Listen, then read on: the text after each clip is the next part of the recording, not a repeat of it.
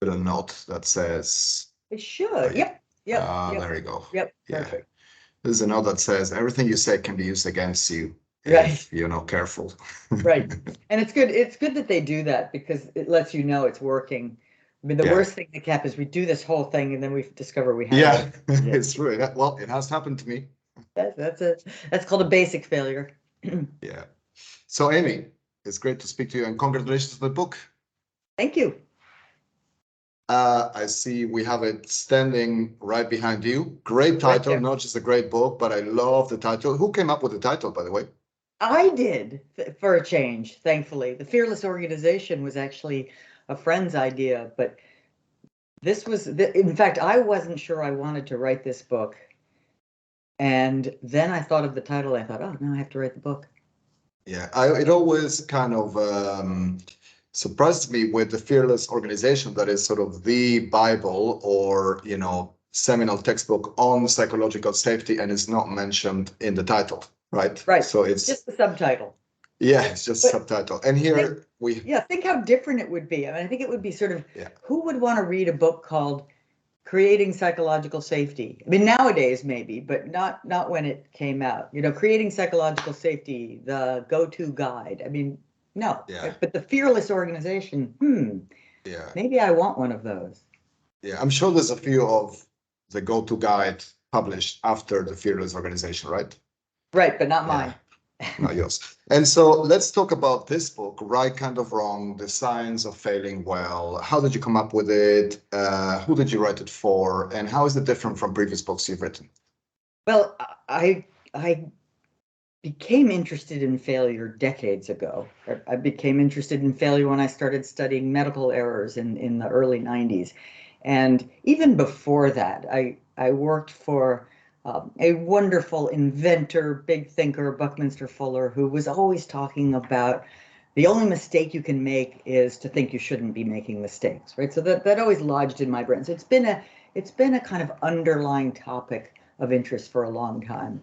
And I wrote this book. Now, this is the wrong answer always, but for everybody, right? For every human being who struggles a little bit, that's all of us, with our infallibility or with our fallibility, that we don't like failure. Right? We don't like being wrong. We don't like, missing the goal. And yet that's a part of life. And it's certainly a part of any kind of foray into new territory. So I wrote it to help sharpen our ideas in this fraught domain and in life and at work. And so it was something that I was ambivalent at first about writing it, and then way too many times I would have the experience in companies of some senior leader saying something like, "Well, given the challenges in the economy right now, we've got to take failure off the table. Like failure won't be allowed for this period of time," and I would just think, that's not going to work very well, right? Does this person not understand that by saying such things, you don't make human fallibility go away? You only make people's willingness to talk about it go away. And that's a problem, right? So I just kept feeling that the territory was so important and still not well understood. And it seems like, if you talk to people about the science of success, it encompasses a range of areas in social science. People talk about career success, leadership, etc. But the science of failure doesn't really mean much, right? So you put together an impressive body of work to kind of try to create a taxonomy of that. Is it fair to say?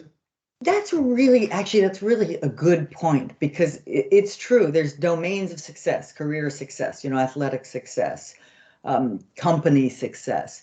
But failure is this sort of amorphous term. We use it a lot, but how do you really define it? What does it mean? What are the categories? What are the domains? And that is exactly what I was trying to do was sort of pull together from rigorous sources, very little of it mine, what we do know and what about failure and how we can talk about it better. And of course, how we can prevent the parts of it that are preventable and should be prevented. And then how we can welcome the parts that aren't preventable and use it to our advantage.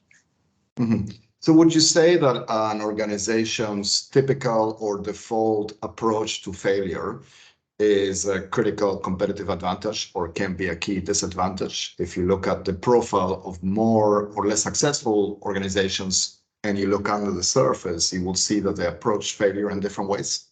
I absolutely think it's a source of critical competitive advantage. And we could think about this. I mean, one way to talk about it is if an organization has what I'll call a healthy failure culture, then it's going to be better able to succeed in an uncertain world. And that's the one we're living in, right? So that's going to matter.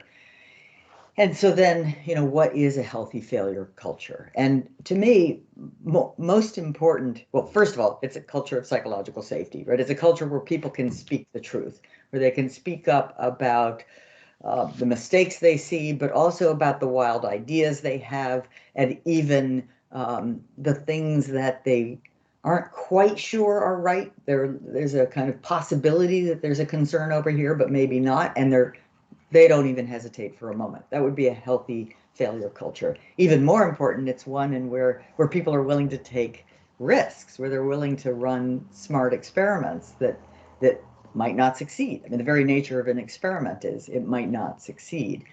So I think a healthy failure culture is a huge competitive advantage. It helps innovation. It helps quality, right? It helps worker safety. So on sort of all of those very different domains of performance, this same idea matters greatly. And so when we look at the actual practice, we see that on the one hand, or the real world of kind of work, we see on the one hand, there's no shortage of phrases like, fail fast, embrace failure, reward, and you have such a great compilation of quotes that basically worship and glorify failure in your book, going back, hundreds, if not thousands of years. And on the other hand, when it comes to what's really rewarded or not, or sanctioned, we see that the typical environments at the team and organizational level or cultural level actually discourage people from taking risks, experiments, and basically embarking on smart failures. Can you talk a little bit about that gap between what we say and what we actually do?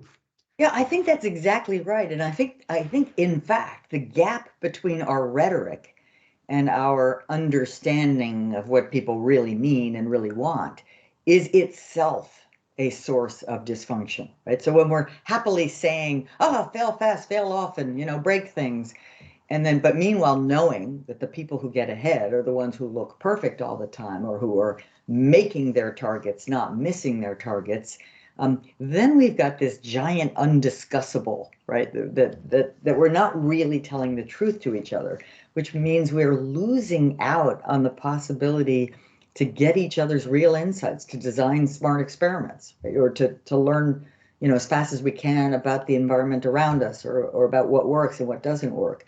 So yeah, indeed, I think that gap is absolutely crucial, and that's kind of the gap I'm trying to close. Let's have more accurate, smart, scientific conversations about failure. Right. And I suppose that's the other thing that you go into quite a bit of detail, that not all failure is smart or intelligent. And, it would be great to hear what some of the defining characteristics are of smart failure, because I guess you also have leaders and organizations that truly believe that failure is good, but then they might actually promote clumsy failure or, not very smart kind of error. So what makes failure smart? So a smart failure is one that occurs in the pursuit of a goal, right? And in new territory. It's not possible to look up the answer and just execute to the answer. It's in new terrain where the only way to get the knowledge you want is to try and see what happens, right? To experiment. So in pursuit of a goal in new territory, driven by a hypothesis, if not a formal scientific hypothesis, at least you have good reason to believe this might work, that you've done your homework. And then finally, it's as small as possible to still learn. So that's, in a sense, these are the four criteria: in pursuit of a goal, driven by a hypothesis in new territory and as small as possible. And if you violate any one of those, there was certainly it's a possibility it's not so smart after all. Right? You could have the first three met, for example, it's new territory, you're pursuing a goal, you've got a hypothesis, but then you bet the whole farm on the experiment and you're wrong, and you really end up worse off, right? You invest all your money, you talk to 1,000 customers when 5 wouldn't have been enough, right? So you've got to be smart about how big should this experiment be so that we can learn what we need and not create undue harm. Mm-hmm. And do we need to have a certain kind of preparedness at the outset, right? Because it seems to me that if you're already designing the conditions for smart failure in the way that you described, there is probably also a willingness to accept when things didn't work out and a willingness to learn from the mistake, or is that a separate dimension? Yeah, well, it's so funny. I decided to, or sometimes when I'm talking about this, I call it 4.5 criteria, where the half criterion is you better learn from it, right? Please take the time, do the work of learning as much as you can, because you've just made an investment, right? An intelligent failure is an investment in the future. And if you don't get everything you can out of that investment, meaning learn everything you can from what went wrong, then you're not, it's not a smart failure. Mm-hmm, mm-hmm. And when you do things right, and you learn from it, obviously learning is the key, ROI. And I think, there's a famous saying that I think is experience is what you get when you didn't get what you wanted to get, right? So it's like we get experience and we become smarter. But what are some of the other kind of returns on investment that you get when failure experiments are well designed and you learn from it? I mean, the outcome is you have a next step. Right? Any intelligent failure points you the way toward your next experiment. And your next experiment is now, by definition, better informed than the prior one. You now know something about what doesn't work. Right? One of my favorite of the many, many quotes about failure out there is Thomas Edison saying, "I haven't failed, I just found 10,000 ways that won't work." Right? And that's that's exactly right. The idea is if you're trying to do something that's never been done before, an electric light bulb, recording sound, there are going to be a lot of false starts, but it's not enough to just have the false starts and then sit back and say, hey, look at all my intelligent failures. You got to keep going. Right? You've got to finally, and you will, whether you're a scientist, an inventor, or just a human being, looking for a life partner, you keep going and you will find, after your intelligent failures, if you're thoughtful, you'll find that ultimate success. Yeah. I love that Edison quote. It reminds me, I think it's a Niels Bohr quote on expertise, which says something along the lines of, an expert is a person who has made all possible mistakes in a very narrow field of knowledge, right? And they keep on trying to make mistakes so that they develop expertise. So what about managers and leaders? So how does a manager or a leader create the condition at the team or organizational level to foster smart or intelligent failures? Well, I think they must be very clear about the goals, right? Where we're trying to go, the innovations, the progress, the advances that we must make in order to succeed in our chosen strategic path, right? So being very clear about the aspirations of the company, and then being equally clear about the fact that we don't yet have all the answers. See, I think when leaders use words like targets and plans, they don't realize, but they are inadvertently conveying a logic of certainty, right? A logic that says, up here in the C-suite, we already know everything, and the rest of you need to make sure you do what we're expecting you to do. They don't intend, I think, to convey this idea that experimentation's not okay, or speaking up about things that aren't working isn't okay, but they inadvertently convey that unless they try very hard to do the opposite. So clarity about the goals, clarity about uncertainty, clarity about ambition, which is going to require false steps in new territory from which we will pivot and keep making progress. So they're sending the right messages, which I think are more the messages that a great scientist would send to her lab than the sort of the classic, CEO mental model that we have in our heads. And so in the book, a lot of the examples that you give are, medical R&D or sciences, which obviously said you've done a lot of work in your earlier years in this area. Also innovation, disruptive or incremental kind of implementations of creative ideas. Is it important to foster or promote a culture that encourages smart mistakes, even if you have, let's say, a more boring mandate and you're working, I'm thinking, here, non-profits or, somebody who's managing projects in procurement or even in areas that seem to be optimized for avoiding mistakes rather than, making smart errors? Well, how do I say this? In a way, this isn't quite right, but it all comes down to size, right? That everybody in every role, I would say, can and should be engaging in some experimentation, but the size and risk of the experiments will vary. So if you are in a very routine and well understood activity, you will, best practice means you're always experimenting a little to see if you can, say, speed up the process or make it just that much higher quality or higher safety, but you're not sort of going off into some brand new realm necessarily, but you're taking those kinds of smart risks to improve on what we're already doing, let's say.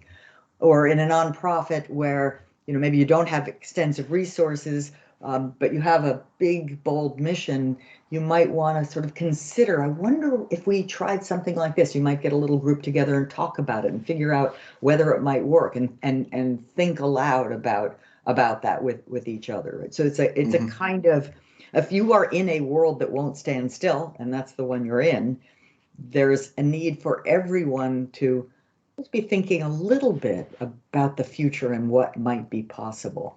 And what about instances where leaders or organizations' appetite for failure, is too vast and it deals to kind of derives in like reckless risk-taking, etc. So what are some of the features and maybe some of the causes, and how can we go and look at an organization and say like, okay, this is definitely over the top and all things are good in moderation?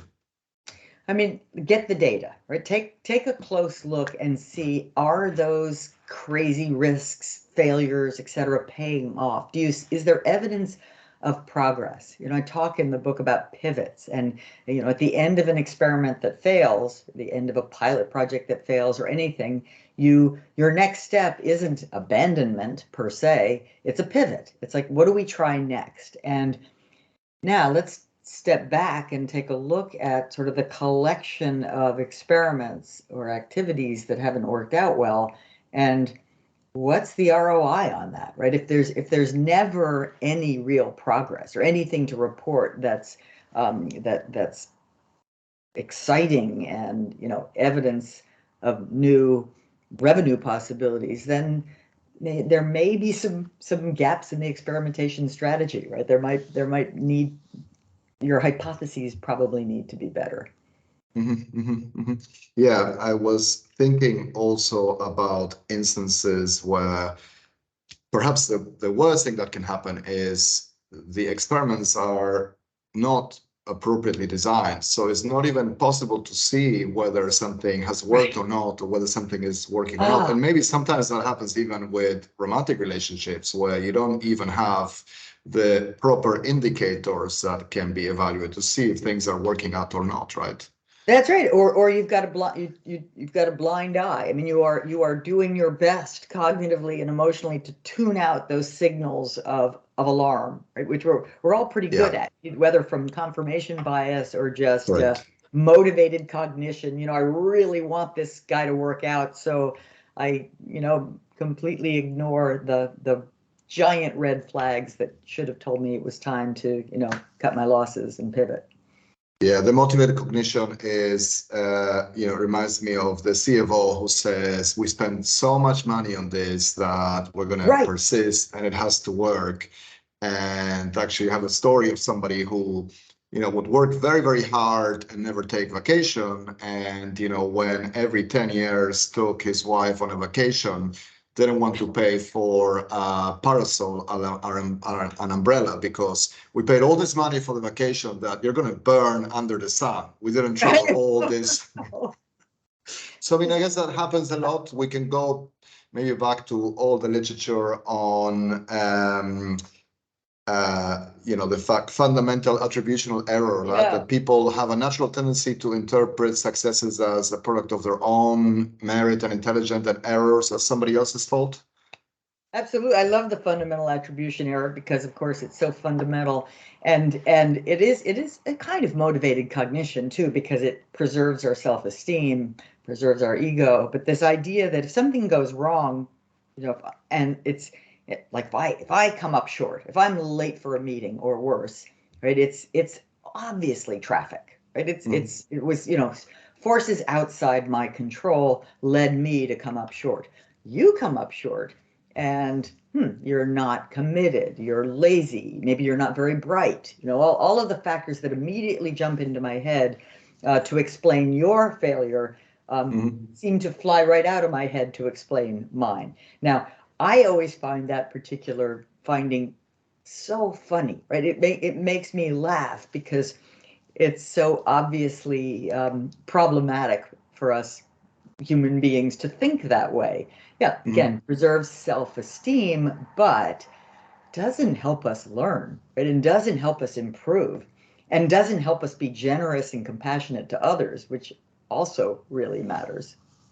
Somebody would say that it helps you fool others into thinking that you're smart, right? Because if you fool yourself, you can then say in a job interview, I'm amazing. That's territory, right? That's what you've written about. And it is, and I suspect, as your wonderful book title implies, Why Do So Many Incompetent Men Become Leaders, that this is a gendered phenomenon, right? That it works better for men than women.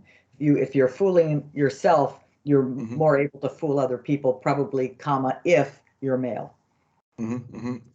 Yeah, and thanks for the subtle book plug as well. Oh, we'll take that. One of my favorites among many. Amy, do you see, a specific or particular kind of coaching intervention on a one-on-one level that could benefit from this taxonomy and model in the sense of adjusting people's ability to manage failure or experimentation in their teams? I do. I write about the fact, I wrote this book because I think we generally are not very good at failure. We're not very good at feeling okay about it, at learning from it. And importantly, I think because we don't have a taxonomy, right? And when we have a taxonomy that says, guess what? Only some kinds of failures are really good and worth celebrating, and we should pursue more of them. The other kinds, in fact, you're right to not want them, and there are best practices for helping minimize them. And so I really do feel like once you've got that, and maybe we need even better words. I sometimes think the words ought to be, instead of intelligent failures, basic failures, and complex failures, which is the taxonomy I introduce in the book, it's really discoveries, right? Mistakes and accidents. And it's very clear that we don't really want to make mistakes. And I define mistakes as doing something wrong where the knowledge already existed for how to do it right? It's never a mistake if you're in brand new territory. Like Edison didn't make mistakes, he made discoveries of things that didn't work. And so first, I think that the taxonomy helps us think more with a more cool head about failure. And then I also think it's deeply reassuring to know that it's possible to reduce our experience of and exposure to not good failures, that we can sort of double down on practices around, especially in organizations, around training, around vigilance, around teamwork, that help us prevent the preventable failures. And then we can, meanwhile, find those contexts where experimentation is lacking but warranted, and increase the flow of experiments in those contexts. So I love this distinction: discoveries, mistakes, accidents. So would you say Cristoforo Colombo trying to find a shorter route to India, but stumbling upon America is what? A discovery, a smart failure? How would you see that? Discovery, and it's clearly a smart failure, right? Because it was, in fact, new territory, literally. Most of us don't have that kind of new territory. It was in pursuit of a goal, right? A shorter, cheaper route to India. He had a hypothesis, right? I mean, he did his homework. He thought about it. He thought this might work. He had good reason to believe it might work. And, you couldn't do it at any smaller scale. You wouldn't want to set out with only one ship. 3 probably was what you thought of as the minimum number to head out on a voyage like that. And I'm sure he had the right number of crew and no more. So it was the epitome.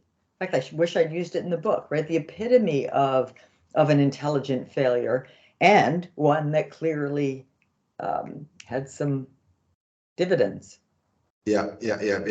Well, you have so many great examples in the book, but that's the only one that kind of occurred to me. Also because, it's such a famous accident or accidental discovery with so many consequences.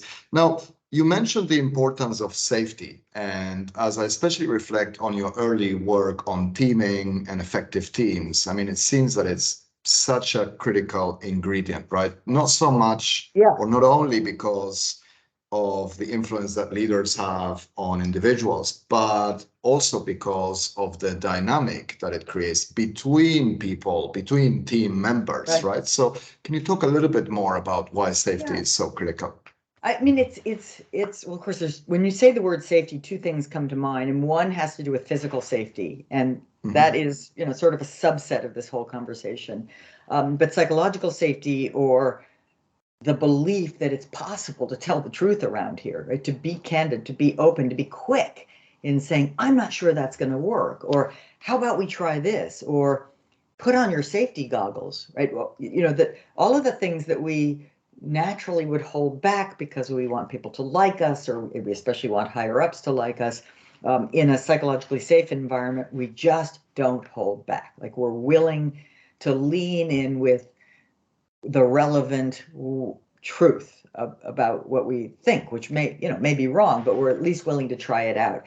So the reason why I think this is so incredibly important in sort of failure science is, in all the domains of failure, it's a team sport, really, to do it well. Right? Innovation is a team sport. You need multiple ideas from different areas of expertise. You need wild ideas. You need people critiquing them before you start wasting resources testing them. That's a team sport. But so is high reliability, the production of safety in inherently challenging, dangerous environments like air traffic control or nuclear power. Again, a team sport. Healthcare delivery, a team sport. People have to be willing to speak up, quickly, without confidence that they're right? You have to be willing. If this is sort of the confidence level, I'm pretty sure I'm right, or I'm pretty sure this is a good idea, that I'll speak up, and knowing that it won't reflect badly on me, you need to move it down here, right? You need people to kind of feel like, I'm going to speak up even though there's a pretty big gap between confidence that I'm right, confidence that this will be helpful, and where I am right now. I'm going to do it anyway because it matters. It's almost like when the opposite of that is not just people not taking any risks and not making any smart failures, but also blaming each other and pointing fingers and being in self-preservation or survival mode, right? As opposed to kind of in learning mode. Right. And when you say self-preservation, I think that's such an important idea, because it's our fallback position is self-preservation, and that can help us, right? It can preserve our reputation, our ego, what have you, but it doesn't actually help advance the work in any way, right? In a way, the fundamental shift for effective organizations is from a fallback me, what do I need? What do I want? To we, to, I genuinely care about us for whatever reason, good leadership, love, purpose, mission, what have you. I just genuinely care about us.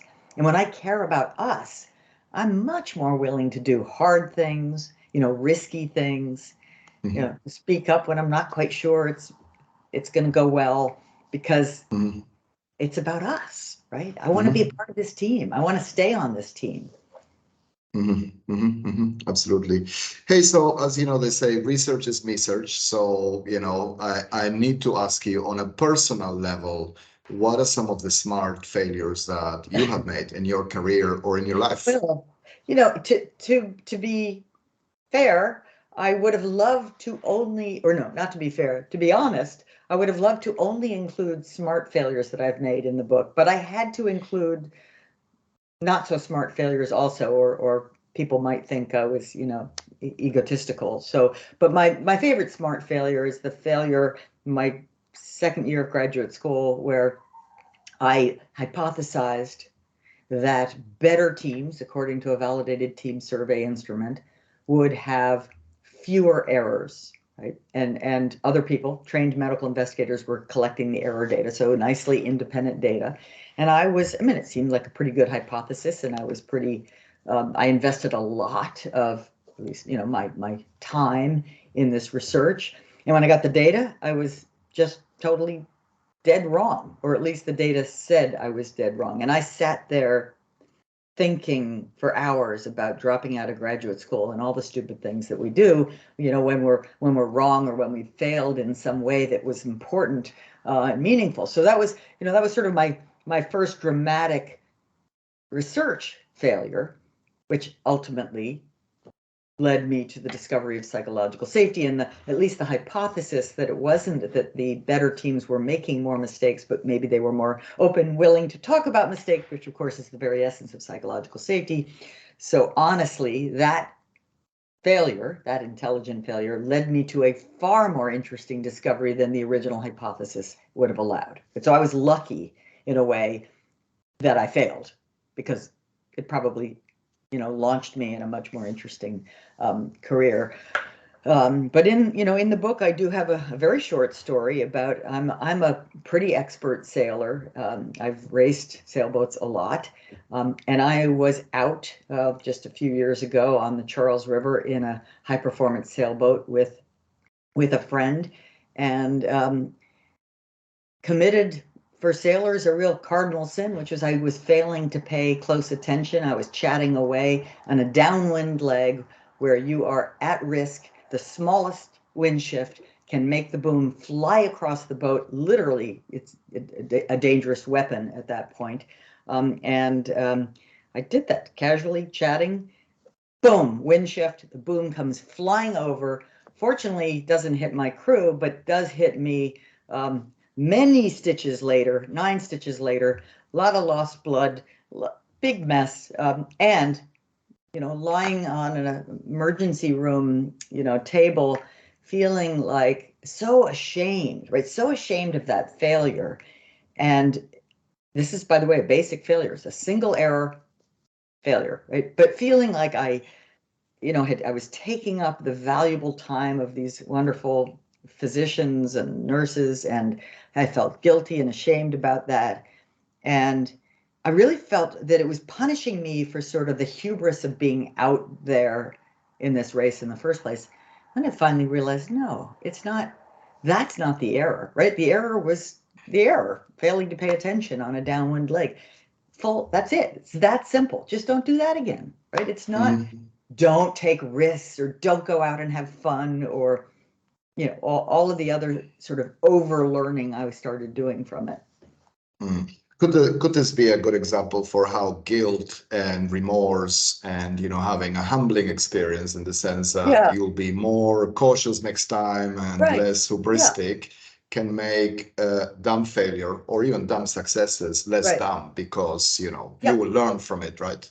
Yeah, in fact, I identify a handful of sort of best practices for navigating uncertainty and failure well. And one is reflection, right? Really taking the time to honestly reflect and scientifically think through what really was, the cause of this bad outcome and what wasn't, right? And in this case, the cause was, looking away and chatting idly on a downwind leg. Just don't do that.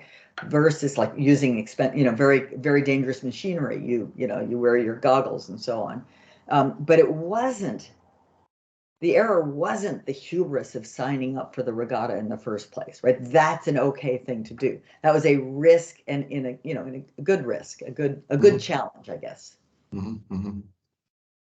Wonderful. Thank you, Amy, for making time, and congratulations again on the fantastic book. I'm pretty sure it's destined to become, the best business book or management book of the decade, or even of a much longer period. The Right Kind of Wrong, The Science of Failing Well. When is it out, and how can people find out more?